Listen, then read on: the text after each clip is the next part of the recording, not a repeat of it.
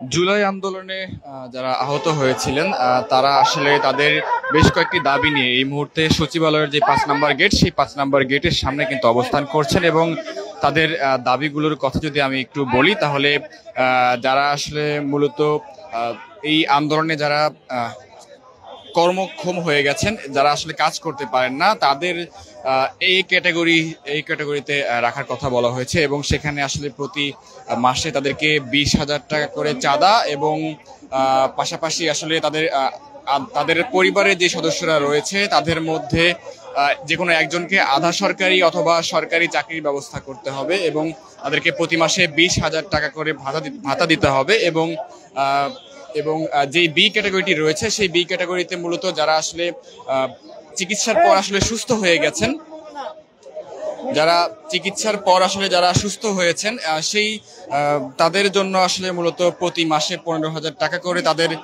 ভাতা দিতে হবে, এবং পাশাপাশি তাদেরকেও সরকারি এবং আধা সরকারি চাকরির ব্যবস্থা করতে হবে। এবং মূলত এই দাবিগুলো নিয়েই কিন্তু তারা মূলত সচিবালয়ের 5 নম্বর গেটে অবস্থান করছেন। এবং তারা কিন্তু যেমনটি তাদের যে দাবিগুলো রয়েছে, সেগুলো হচ্ছে তাদের জন্য একটি স্পেশাল হটলাইন নাম্বার চালু করতে হবে, যেখানে তারা তাদের সার্বিক বিষয়ে তথ্য পাবেন। এবং পাশাপাশি আরেকটি যেটির কথা বলা হয়েছে, সেটি হচ্ছে তাদের জন্য একটি সুরক্ষা আইন করতে হবে, যাতে করে এই আন্দোলনে আহত এবং নিহত যে পরিবারগুলো রয়েছে তারা যেন তাদের সঠিক যে ধারণাটি পান, এবং তাদের আইনি যে সাহায্যটা পান, সেই দাবিগুলো নিয়ে তারা এসেছেন।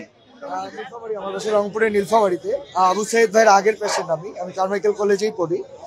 তো হচ্ছে আসলে আমাদের ক্যাটাগরি পূর্ণ বিবেচনায় 3 থেকে 2টি করার পুনর্বাসন ও ক্ষতিপূরণ।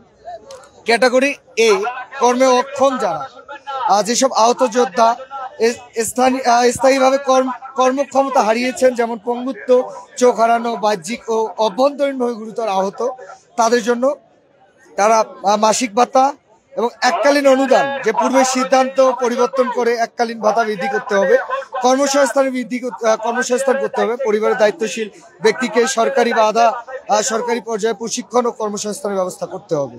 এবং ক্যাটাগরি বি, যারা কর্মে সক্ষম, যেসব আহত যোদ্ধা সুস্থ হয়ে স্বাভাবিক জীবনে ফিরবেন, স্থায়ীভাবে কর্মক্ষম থাকবেন, তাদের জন্য এবং তাদের মাসিক ভাতা, এককালীন অনুদান এবং কর্মসংস্থানের বিষয়।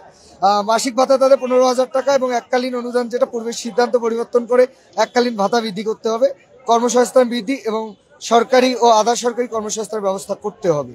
এবং বিশেষ সুরক্ষা আইন, আসলে আমরা আহত যোদ্ধা, আমাদের আসলে হচ্ছে এই বর্তমান সময়ে আসলে হচ্ছে যে আমরা অনেকভাবে আসলে ভীত অবস্থায় বলা চলে যে আছি, কারণ হচ্ছে যে পলিটিক্সের বিষয় যেটা, সেহেতু হচ্ছে আমাদের জন্য বিশেষ সুরক্ষা আইন প্রণয়ন করতে হবে। সেটা হচ্ছে আহত ও শহীদ পরিবারের সদস্যদের নিরাপত্তা নিশ্চিত করতে হবে, বিশেষ সুরক্ষা আইন প্রণয়ন করতে হবে। এই আইনের আওতায় আহত ও শহীদ পরিবারের সদস্যদের বিরুদ্ধে কোনো হুমকি, হয়রানি, হত্যা চেষ্টা হলে সর্বোচ্চ শাস্তির বিধান থাকতে হবে রাষ্ট্রের।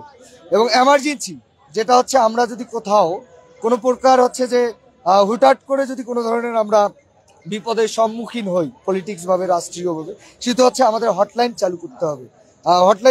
আহত শহীদ পরিবারের সুচিকিৎসা, মানসিক কাউন্সিলিং এবং হয়রানি প্রতিরোধ, এর সমস্যা সমাধানের জন্য 24/7 টোল ফ্রি হটলাইন চালু করতে হবে। আমাদের আসলে প্রস্তাব হচ্ছে ক্যাটাগরি 2টাই দিতে হবে, আফামা জনতা এবং ছাত্র জনতার যারা আহত ছিলাম আমরা 30,000 প্রায়।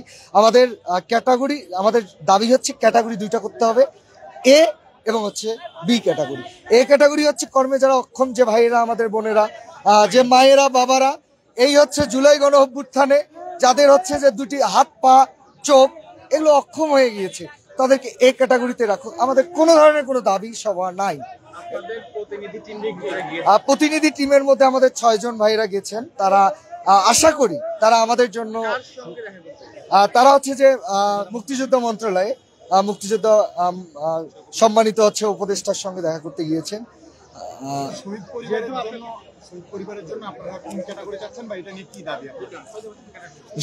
যেমনটা আসলে শুনছিলেন যে এই যে সচিবালয়ের যে 5 নম্বর গেট, সেই 5 নম্বর গেটের সামনে কিন্তু একেবারে সামনে কিন্তু এই মুহূর্তে অবস্থান করছেন জুলাই আন্দোলনে আসলে যারা আহত হয়েছিল এবং এই আহত পরিবারের সদস্যরা তারা কিন্তু আসলে এই সচিবালয়ের যে 5 নম্বর গেট, সেই 5 নম্বর গেটের সামনে অবস্থান করছেন এবং তাদের যেই দাবি, অর্থাৎ তাদের যেই দাবিগুলো নিয়ে আসলে এসেছেন, সেগুলোর মধ্যে আমি যদি বলি যে তাদেরকে আসলে মূলত প্রথমে 2টি ক্যাটাগরিতে আসলে ভাগ করতে হবে এবং 2টি ক্যাটাগরির মধ্যে যেমনটি রয়েছে যে এ ক্যাটাগরিতে মূলত যারা থাকবেন তারা আসলে যেই আন্দোলনে আসলে যারা কর্মক্ষমতা হারিয়েছেন তারা আসলে মূলত এই ক্যাটাগরিতে থাকবেন এবং তাদেরকে প্রতি মাসে 20,000 টাকা করে ভাতা দিতে হবে এবং পাশাপাশি তাদেরকে যে এককালীন যে ভাতা সেটি বৃদ্ধি করতে হবে এবং এর পাশাপাশি তাদের পরিবারের যে সদস্যরা রয়েছেন তাদেরকে আসলে আধা সরকারি অথবা সরকারি চাকরির ব্যবস্থা করতে হবে এবং বি ক্যাটাগরি মূলত তাদের জন্য দেওয়া হয়েছে, সেটি হচ্ছে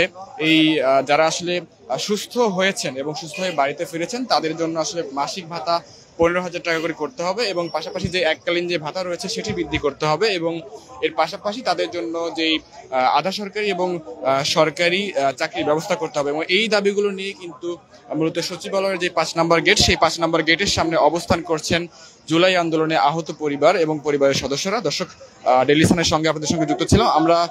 ক্ষণে ক্ষণে আপনাদের সঙ্গে যুক্ত হবো এবং দেশের সকল খবর সবার আগে পৌঁছে দেওয়ার চেষ্টা করবো। এতক্ষণ আমাদের সঙ্গে যুক্ত থাকার জন্য সবাইকে ধন্যবাদ জানাচ্ছি।